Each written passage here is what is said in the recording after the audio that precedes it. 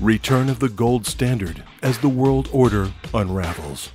That's the headline from the London Daily Telegraph that has gone viral worldwide overnight.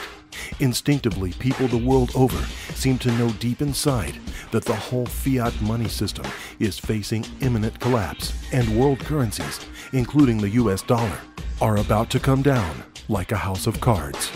And if the Ambrose Evans-Pritchard, author of this cryptic, perhaps prophetic article is correct, there is a byproduct of such a collapse: inflation. But more on that in a moment.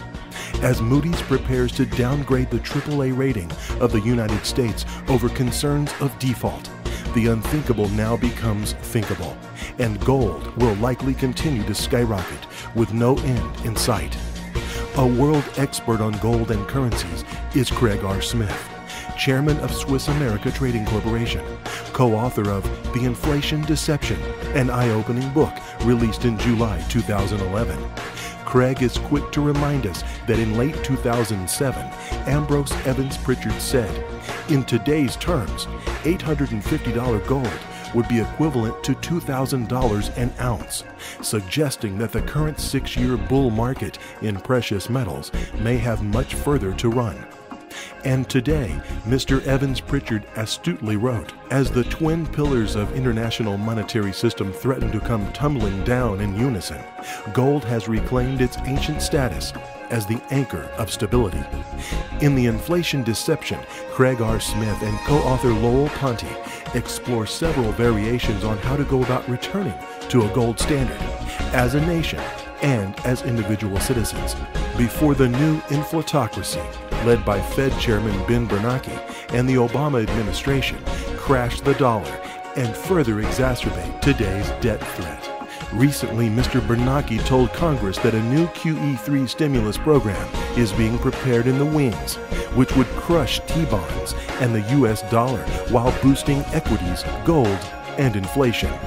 A decade ago, author and executive Craig R. Smith wrote a groundbreaking book, Rediscovering Gold in the 21st Century, the complete guide to the next gold rush, which announced the beginning of a new generational 20-year bull market in precious metals. We need to understand why gold is timeless wealth and the basis for all money, even if Fed Chair Bernanke remains confused on this topic. Craig Smith is highly critical of Mr. Bernanke's penchant to dilute down the value of money by printing such enormously large amounts of it. In fact, Mr. Bernanke is such a fan of Keynesian economics that he once said he'd be willing to throw money out of a helicopter as a regulation technique if necessary, thus earning him the nickname of Helicopter Ben. Smith warns that if Helicopter Ben keeps printing money under the euphemism of quantitative easing, moments ago I mentioned we'd revisit the big I word.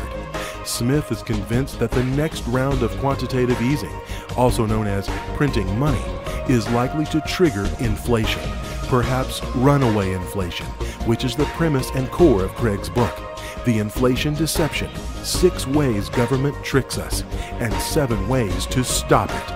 A must-read for anyone who is holding any US dollars and for anyone living in the United States. With all that said, so what's next? Craig predicts it should be no surprise the world's ultimate currency, gold, has reacted sharply. Gold prices have climbed to fresh 2011 highs. When Helicopter Ben's QE3 materializes, gold prices will head over $2,000 an ounce very quickly, and $50 an ounce silver is a certainty. But dramatic as Craig Smith's projections are, they're actually very conservative under the circumstances. Why? Because you never know which straw will be the straw that breaks the camel's back, that can trigger a nearly overnight change from plain old annoying inflation to the nearly inconceivable juggernaut called runaway inflation, such as the type that struck the Weimar Republic of Germany, where wheelbarrows of money were needed to purchase a single cup of coffee, and in Zimbabwe, where you can use $100 trillion bills to light your campfire.